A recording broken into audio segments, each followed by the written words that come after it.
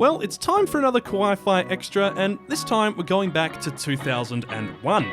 We're talking about Metropolis, one of Tezuka's original mangas from 1949. Wait, who are you? Kawaii-fi Radio Extra.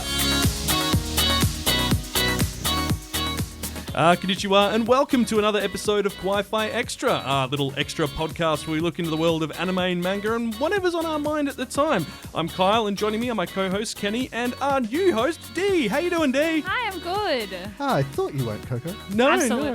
If you didn't catch in the last episode, Coco is taking a leave of absence just due to work and family stuff.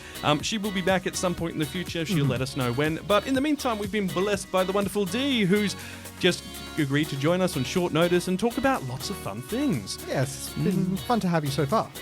I'm really, really glad that you're enjoying my company. It could be really worse. It could be awful. We It could be could like, be I terrible. hate you. Yeah, you like, could actually have awful. me muted right now and You no could one be would someone know. who just doesn't like anime. Why would we invite someone who doesn't like anime? I don't know. Well, that has been a concern. But anyway, with much ado, we are talking about a film that is in the back catalogue, which you can currently watch on Google Play and on YouTube. You do have to buy it. But because you know what YouTube's doing these days, you can buy your films and watch them as you do with YouTube Plus or Yes, YouTube that's right. Premium, whatever it is. We're talking about Metropolis. Now, this is a film from back in 2001 by Studio Madhouse, and it's actually based on a manga from 1949, and it was created by Tezuka Osamu, the godfather of anime. We've sat down and had a watch of it. What were your impressions? Wow. Yeah? Absolutely wow the entire time. Its art is the first thing that just grabs me. It's set in this, of course it's being called Metropolis, is set in this just incredibly fantastical kind of just gigantic city. It kind of really has a bit of a sort of futuristic steampunk vibe to some of it, but yeah, it's not there's steampunk. giant gears and there's zeppelins with giant diesels things coming out of it. And it's more that the art just gives you a profound sense of the scale of it all. It really does. Constantly, your eyes are constantly just being drawn to the background going, wow, that is huge. Obviously, there are a lot of parallels with the design to the characters in this. In particular, if you've seen Astro Boy, you'll immediately go, these look really familiar. Yeah. But everything kind of seems like it's been done in the old sort of Astro Boy style. You know, the big arms, the big legs, the Popeye sort of looking proportions of the men, and the girls obviously look lovely, but the men are Popeye, Well, which is great. the two girls that were present anyway. The only two that we really saw, yeah. And did we learn the name of the second one? No, I don't think so. I think she was the maid. She was the maid, yeah. She was just the generic background maid. Yeah, she's most there of it. to be maid-like. She was made for it. Maybe she's made believe. That was actually very good. No. If you haven't heard of Metropolis, it's set in the great city of Metropolis, where the severe community structures and prejudice dominate a world where humans and robots live together. And in this unrest and violence, two people, Shun Sakaban and his nephew Kenichi, they've arrived in Metropolis to investigate a scientist, Dr. Lawton, who's suspected of violating human rights by trading organs. And they've come from Japan. So this is apparently in the real world. It's not just we've made up a world. It's you can go to London, you can go to Belgium or Detroit. Detroit, yeah. I was quite impressed by that. It was like, yes, What a weird place to choose. yeah. To put Yeah, on the we board. see sort of references to some of the other world locations around it, but we are not really given a clear indication of where this world is set. Yeah, it feels like it could be Atlantis for all we know, let's be honest. Like, they don't really give you anything they're grounded on. There's a Look, map. the city of Atlantis has risen from the ocean. Only one thing to do. Let's build a giant commercialized city on top of it. It'll be great. It'll be wonderful. It'll be fantastic. The futuristic Atlantis. Yeah. Like, Rapture. Like, Bioshock. Bioshock, yeah. Absolutely, yeah. In this scientist's laboratory, Kenichi discovers a girl who's got no memory of her past life, and he decides to help her. So they run away together as Shinsaku-ban deals with the situation outside. The uncle follows him, and that sends them into the dark secrets of the city, where they find Duke Red. He's the man ruling almost from the shadows. Meanwhile, Kenichi's desperately trying to protect this mysterious girl from the people who are hunting her, but Duke Red and his adopter son Rock have their own deep reasons for trying to find the girl, and it connects to her identity and the struggle for the domination of Metropolis, the city. It's a real film where when you It's a real film. Kyle is not good It with is a real words film. tonight. Good job. Yeah, real good.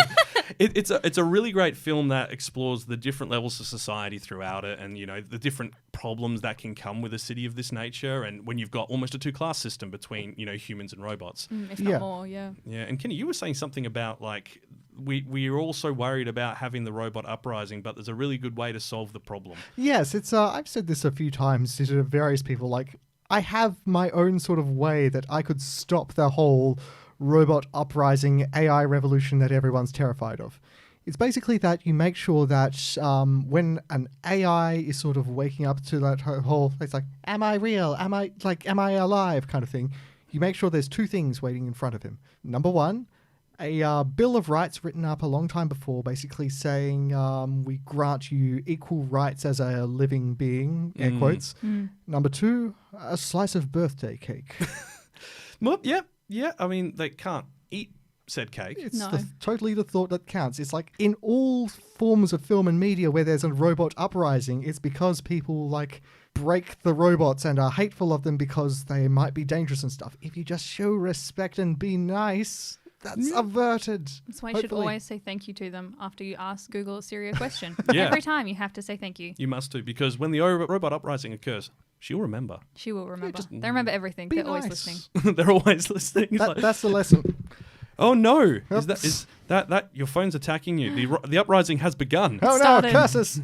The phone's learnt from the film. Curse your sudden but inevitable betrayal.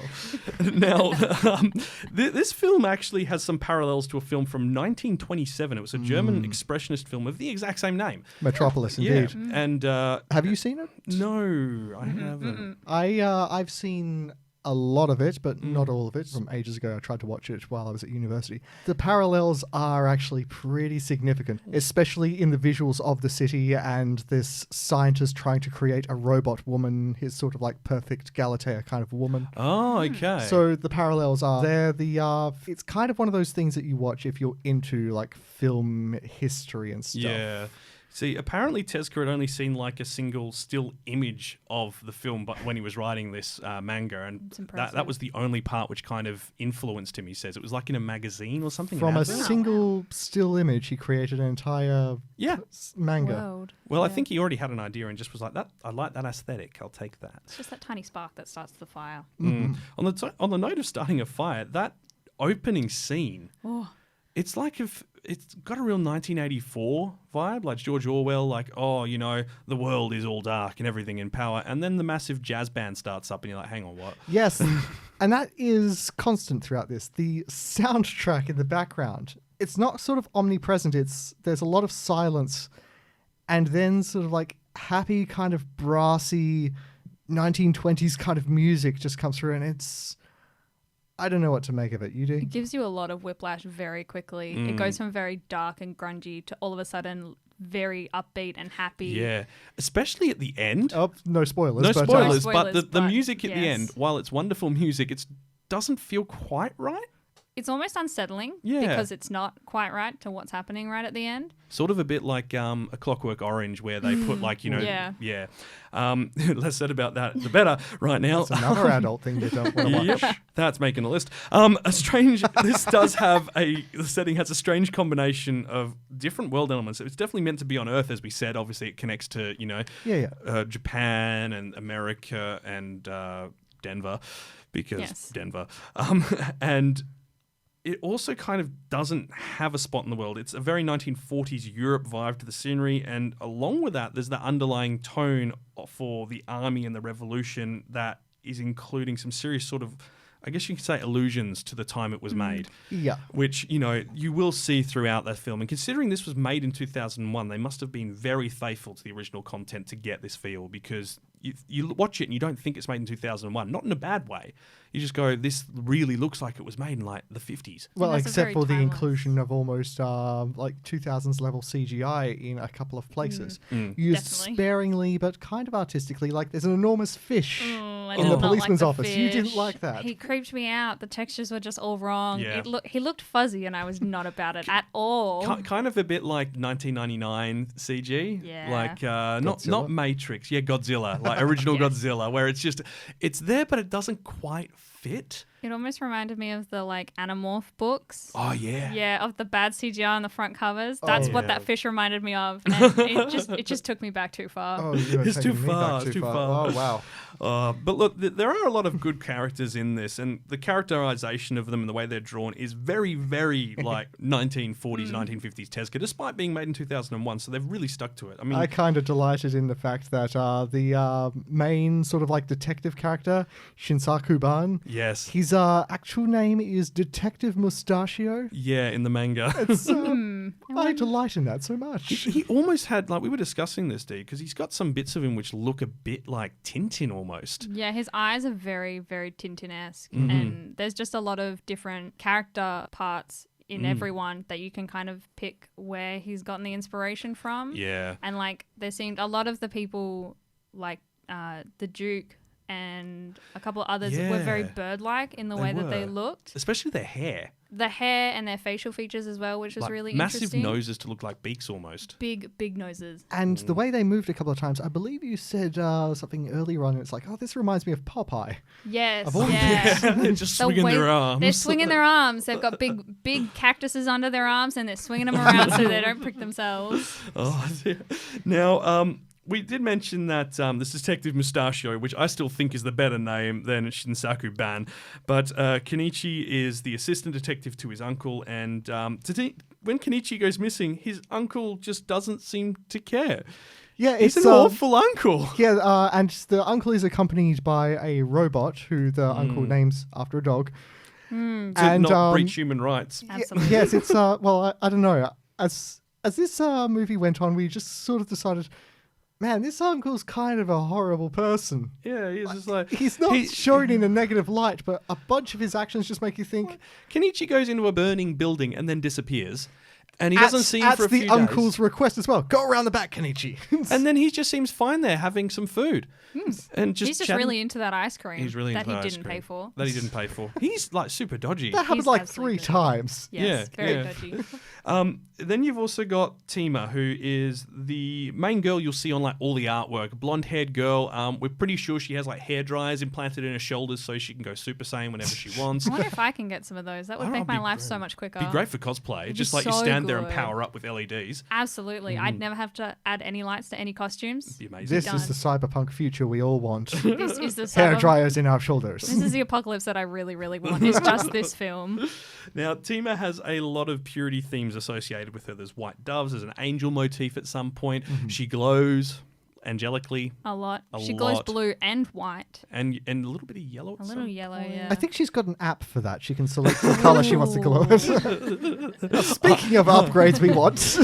I glow 2.0. But there are also these non-humanoid looking, robot people like Fifi, aka Albert 2, the trash robot. He's my favorite. I love him so much. I would absolutely die for this robot. He was so lovely. He was so lovely and so pure. The first time you see him, you think there's a dog. Because Not a dog. Because there's like a sound being made, sort of like a ooh, ooh, You kind think of it's a little dog that's stuck in this drain, and then it's kind of he just appears and eats this robot dog, and then you realize actually the dog noises was Albert. Yep.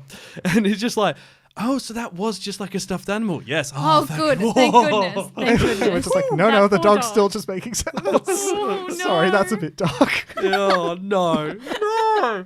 The dog is taking control of Albert. It's a mech suit. It's a dog Gundam. It's a dog Gundam. Secretly, we all knew this day would come.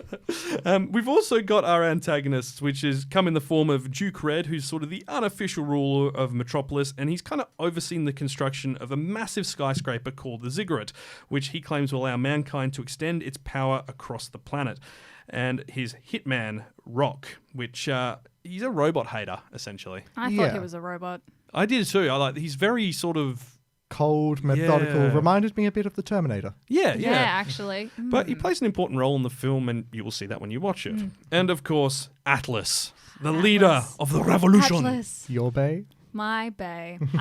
Just revolution boys. Yeah. Honestly. Yeah, he's all about the anarchy. He's about fighting the good fight. He's getting out there and putting himself out there. Inevitably, he's going to have to, sacrifice some part of himself for the cause. Just some parts of himself, yes. But look, if you haven't seen Metropolis, this is definitely a film worth checking out. It's got a lot of hallmarks of things that you'd see in like Astro Boy and some of the older animes, but in a 2001 production. So it's in full HD quality. It's beautifully drawn. The art style is just phenomenal, especially for backgrounds. And the characters are really lifelike. They're not, sometimes you see some of these older ones and the characters feel almost a little bit stilted or unreal. Doesn't suffer from that at all. But the storytelling at the start is a little bit weird, but you get a better idea for what's going on as it plays along. It has a really good way of getting you really attached to characters very quickly as well. Like even minor characters that you see for only a couple minutes at a time, you become really attached to, just like Fifi. Yeah, Fifi was in it for all of like 10 minutes? Yeah, if that. And it's just before, you only find out that it's being called Fifi after, towards the end of those 10 minutes. Yeah. And it's like, it has a name? I just thought it was Albert. It's You're just Albert. He's Albert now. He's Albert. I refuse to call him Fifi. Why do these people keep naming the robots after dogs? As we said, so that you don't accidentally give them human rights, because that's the issue in the film. That's actually, no, I get you. Yeah. Also, like, just going out on a random thing, Duke Red has a giant freaking gun thing built into the top of that Ziggurat, and it's used and then it's put away and it's never mentioned again. Yeah, doesn't everyone? It's okay. Dee's preparing to be an evil mastermind. I'm ready for this apocalypse. Do you not have plans to build a giant laser in your house? And on that bombshell, Kawaii-fi Radio. And that's where we need to leave things for this episode. Thanks so much for joining us. Next episode, we will be back with another full episode of Kawaii-fi Radio. We're looking at the world of Ghost in the Shell. I mean, I'm still stuck on the fact that you don't have plans to build a giant laser in your house, man. You're really going to push this, guys, aren't you? It's 2 against 1 here, man. Absolutely You're the is. weird one here. I'm the weird one. You're the weird one. I'm the weird one. You're the weird one for not having doomsday plots. Oh, of course. Yeah. Okay, so Ghost in the Shell. Speaking of sort of doomsday plots, I don't know, in each series. Following a theme. Whether it's the original 90s film, which was fantastic, the animated series, or even the recent Hollywood live adaptations, Ghost in the Shell has been a pretty important part of the anime landscape for a good 30 years. Yeah, and we do have that Netflix adaptation landing in the next week, so it's time we have a look back at where this series came from. If you've got this far, maybe hit that subscribe button. Then you get all our upcoming episodes straight to your device. And don't forget to head over to our Instagram and Facebook pages for breaking anime news and videos. You've been listening to Kawaii-fi Radio. Thank you for joining us, and until next time, Watch some anime!